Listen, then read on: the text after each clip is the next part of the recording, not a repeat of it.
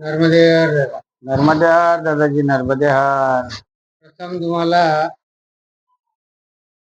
राम जन्माच्या हार्दिक शुभेच्छा. तुम्हाला बी आमच्याकडून राम जन्माच्या हार्दिक. अरे तुम्ही ही परिक्रमा केली आहे नर्मदा मैयाची, तर त्याला लागणारे साहित्य आणि किती दिवसाची परिक्रमा आहे याबद्दल थोडस माहिती देण्यात. लागणारे साहित्य म्हणजे असं आहे, आपल्याला पायदळ जसं जायचं आहे तर आपल्या खांद्यावर हलकं ओझं पाहिजे. तर याच्यासाठी कम से कम 5.5-6 किलोच्या अंदर मध्ये ओझं असलं तर अजूनच चांगलं आहे, म्हणजे आपल्याला चालायला सफिशियंट आहे.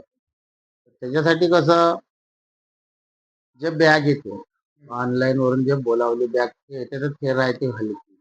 तिच्या अंदरच आपल्याला पांघराचं बी राहते, हा. तिच्यातच उशी बी राहते. ते असं समजा का 5-5.5 हजारापर्यंत ते येऊन जाते. ते बॅग असली म्हणजे असं समजा का आपलं वजन थोडस हलकं होऊन जाते. आणि जे परिक्रमा आहे तर ते परिक्रमा म्हणजे पूर्ण 12 महिन्याची. पण असं समजा का त्याच्यामध्ये फक्त 4 महिने बंद राहते. म्हणजे ते याच्यासाठी का, रस्त्यानं आपण जसं गेलं मैयाच्या, तर पाणी आहे, पाऊस आहे, जंगलाची रस्ता आहे, पावसाळ्यात बंद हा, राहते. तर पावसाळ्यामध्ये 4 महिने बंद राहायचे, नंतर यात्रा ते चालू होऊन जाते. तर यात्रा कोणी कोणी असं समजा का दसऱ्यापासून सुरू करते. हा. दसऱ्यामध्ये पावसाळा जसा खतम होऊन जाते आणि हिवाळा लागते, चालायला थोडस बरं राहते, तर दसऱ्यापासून सुरू होते. पण आपल्याला असं आहे का, कोणी 6 महिन्याची येते, कोणी 3 वर्ष, 3 महिने, 13 दिवस एवढ्यासाठी येते. कसणी सारखे आहे काही. हा, हे कसणी सारखीच यात्रा आहे हे. आणि एवढ्या दिवसाची जशी यात्रा घेतली तर मग जसं वयावर आपल्या अवलंबून आहे, जशी आपल्या शरीरात ताकद राहील तसं तसं आपण चालून 6 महिन्याची जरी घेतली तर आपण चालता चालता, जसे जवान पोरं जर आहे 30-35 वर्षाचे, ते चांगले चालते. तर असं समजा काय 60 दिवसात, 61 दिवसात, 65 दिवसात पूर्ण परिक्रमा करते. मग 50 वर्ष जवळपास आहे ते असं परिक्रमावासी, असं समजा तर त्याला चालायला थोडीशी तकलीफ जाते, तर त्याला 3 महिने, 3.5 महिने एवढे लागते. आणि मग जे 65-70 वर्षाची अशी लोक परिक्रमा घेते, तर असं समजा का त्याले 5.5 ते 6 महिन्यात पूर्ण मैयाची परिक्रमा त्याच्याकडून होऊन जाते पायदळ. मग कोणी सायकल न करते, तर पायदळ आपण जर सोचलं, माझी सायकलची होती, आपण जर सोचलं तर आपण पायदळवाल्याची रस्ता घेऊ शकतो. हा, तर सायकलवाला पायदळवाला असं समजा का, चढाई राहते, उतार राहते, लेवल जागा राहते, सायकलवाला समोर सरकून जाते. आणि मग जसं त्याले असं समजा का तेवढेच दिवस लागते सायकलवाले. पायदळवाला आणि सायकलवाला असं समजा आटोकाट्यात होऊन जाते सारखे सारखे चालत आहे. आणि जो बाईकवाला आहे तो कोणी 20 दिवसात करते बाईकवाला. तर बाईकचं कसं, पैदलचा जो रस्ता आहे तर फक्त मैयाच्या तटावरून नाही, पण जिथून जिथून मैयाच्या तटापर्यंत गाडी चालत राहते. जसं लाकडी पुलिया आहे, तर जंगल पहाड आहे, तर अशा ठिकाणाहून बी बाईक जाते.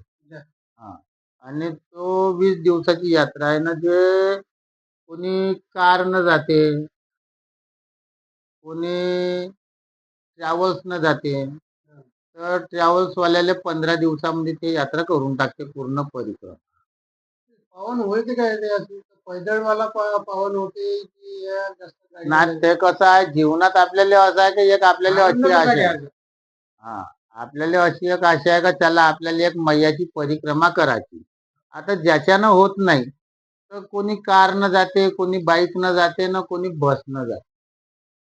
आणि आनंद म्हणजे असा आहे का, जो पायदळ जाईल त्याच्यामध्ये जो आनंद आहे, पायदळ सायकल मध्ये तो आनंद मोटार गाडी. ज्या जसा आपण पायदळ जर गेलं किंवा सायकल न जमत पर्यंत आपण हे धुनून का आपण मजाच्या तटातटावरून जाऊ बा, किंवा त्याच्या जवळपास वरून जाऊ. आणि जे बसवाले हे डायरेक्ट डायरेक्ट डायरेक्ट डायरेक्ट. तर तुम्ही समोर जसे सायकलचा प्रवास, पायदळचा प्रवास केला, त्याचप्रमाणे गाडीचा जर तुम्ही नवा उद्देश केला की तुम्ही कारने जातात, बोटीने जातात, ह्या गाड्या मग समुद्रातून पास कशा काय होतात? तर ज्याच्यावेळी कसं आपल्याला गुजरातचा जो तट आहे तर त्या तटावर रेवा सागर म्हणून सागर मिळते आपल्याला जाते वेळी. तर पायदळवाला जो आहे तो ह्यात जहाजात बसून पास होऊनच जातो. हो. आणि सायकलवाला आहे तर सायकलचं असं समजा का सायकलवाल्याला त्या जहाजवरच ठेवतो आणि त्याची सायकल बी ठेवतो. सायकल हा. चालवते. आणि जो बाईकवाला आहे तर बाईकला वाल्याजवळून 500-600 रुपये घेते आणि कारवाल्याजवळून 750-700 रुपये एवढे घेते.